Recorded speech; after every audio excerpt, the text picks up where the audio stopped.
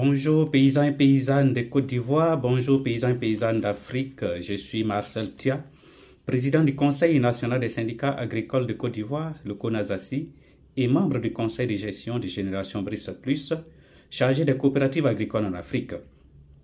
Nous sommes aujourd'hui lundi 11 août 2025, fidèles à notre rendez-vous de tous les lundis. Aujourd'hui, nous voulons continuer de dénoncer toutes les manœuvres, toutes les mauvaises manœuvres qui sont en cours aujourd'hui dans le cadre de la mise en place de l'interprofession café-cacao en Côte d'Ivoire. Nous voulons interpeller encore une fois de plus le chef de l'État. Les producteurs café-cacao, leur seul objectif aujourd'hui, prendre le contrôle et la gestion de leur filière café-cacao eux-mêmes et décider d'eux-mêmes de leur avenir. Nous ne voulons pas de fanfaronnades. Nous voulons même que toutes les filières, surtout la filière café-cacao, soient dépolitisées. On ne peut pas aller faire des déclarations aujourd'hui au nom de tous les producteurs café-cacao alors que la majorité des producteurs café-cacao ne sont pas associés à ces genres de manœuvres. C'est ce que nous voulons dénoncer.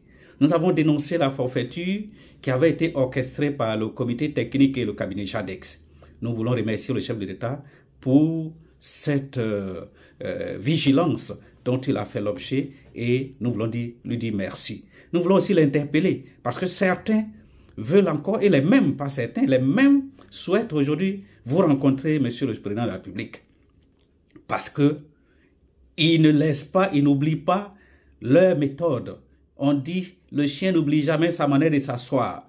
Comme la première méthode n'a pas marché, ils veulent procéder par des ruses politiques pour que vous puissiez les recevoir. Nous ne disons pas, ne les recevez pas, mais ils ne parlent pas au nom des producteurs café-cacao de Côte d'Ivoire.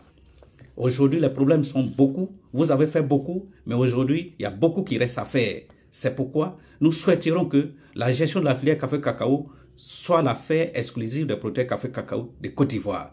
Nous voulons qu'un consensus soit trouvé avec les 86 organisations et les syndicats essentiels de la filière café-cacao, ou à défaut, on peut organiser des élections depuis la base, c'est-à-dire depuis les sous-préfectures jusqu'en haut, avec les cartes de recensement et les certificats de plantation pour ceux qui ne se sont pas encore fait recenser. Cela va répondre aux vraies attentes des producteurs pour que les intérêts des producteurs ne soient pas encore floués comme ça l'est jusqu'au jour d'aujourd'hui.